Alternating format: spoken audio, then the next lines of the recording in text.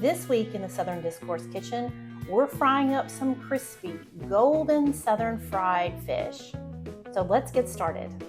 Hi, I'm Stacy and welcome to my kitchen. Today we're going to talk about one of my very favorite things to eat and my most favorite get-together, a fish fry. If you're from the South, you need to know how to make a good cornmeal fish fry mix and how to host a good Southern fish fry. So let's get right into these ingredients. You're going to need some yellow coarse ground cornmeal, a little bit of all-purpose flour, some paprika, lemon pepper, salt, onion powder, garlic powder, and a little bit of cayenne. And we've got our fish fillets over to the side, and we'll talk more about that in a minute. Now, your cornmeal fish fry mix is really all about the ingredients and a little bit about your process. So we're going to use a brown paper bag. You can also use a plastic bowl that has a lid. The paper bag is just kind of old school. It's easy to crumple up and throw away, and you don't have to worry about doing any extra dishes. So I love using the paper bag. And we're just going to dump our cornmeal right into the bag, this little bit of flour, and all of our seasonings. If you're not familiar with lemon pepper, it is a seasoning mix and you should be able to find it on your spice aisle. Now what we're going to do is we're just going to take our bag, fold down the top, and shake it up. And you feel like everything is nice and mixed together. Then you can go ahead and take your fish fillets and just one or two at a time. And you can drop them right in the bag, hold it down, and shake again. Take it out. We've got well-coated fish. Lay it right back on this plate, and you do it again with the rest of your fish. Now, the best fish to use for your fish fry is, of course, traditional is catfish.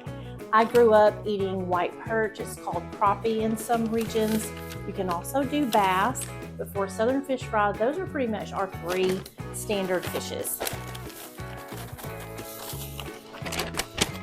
Usually when we do a fish fry, we're outside, but you know, sometimes when you just want to make a little bit of fish for your family, inside is pretty good.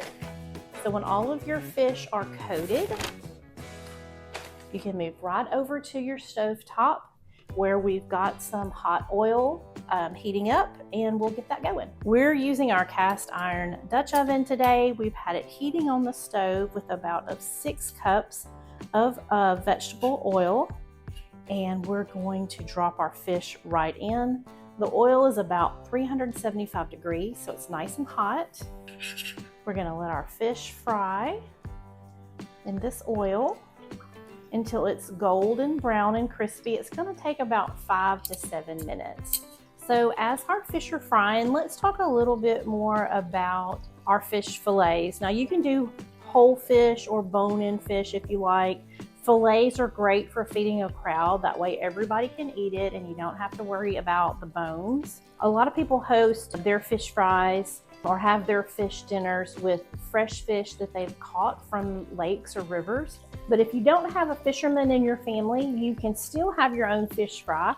You just go to the store and you should find either frozen fish or fresh fish in your meat market. You're going to want to look for farm-raised, sustainably sourced fish that were raised here in the United States. So we're about halfway through our 5 to 7 minutes. And I'm just flipping my fish over to make sure that it gets nice and golden brown on both sides. Now, when you're putting the fish in the oil, you want to make sure that they're not crowded. They have plenty of room. If it's too crowded, the temperature of the oil will drop, and then your fish will sit in oil that's not hot enough and it'll get soggy or wimpy. You want a really nice, crisp coating on the outside of that fish. So let's talk more about the best fish for your fish fry.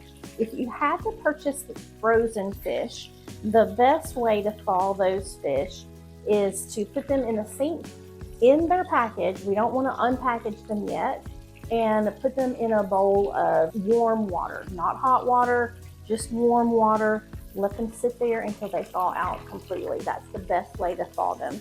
If they sit directly in the water, the meat gets mushy and then it's not quite as flaky and delicious when you cook it up. So you really don't want that.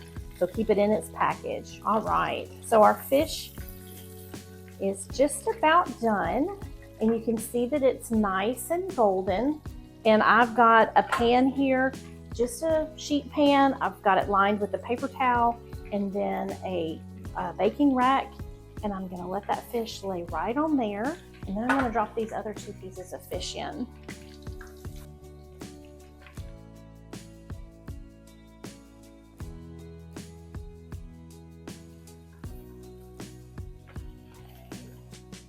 So that's it. We've fried up our fish. This is enough to feed a family of 4. We've got a nice crisp golden outside, and then look at that flaky fish on the inside.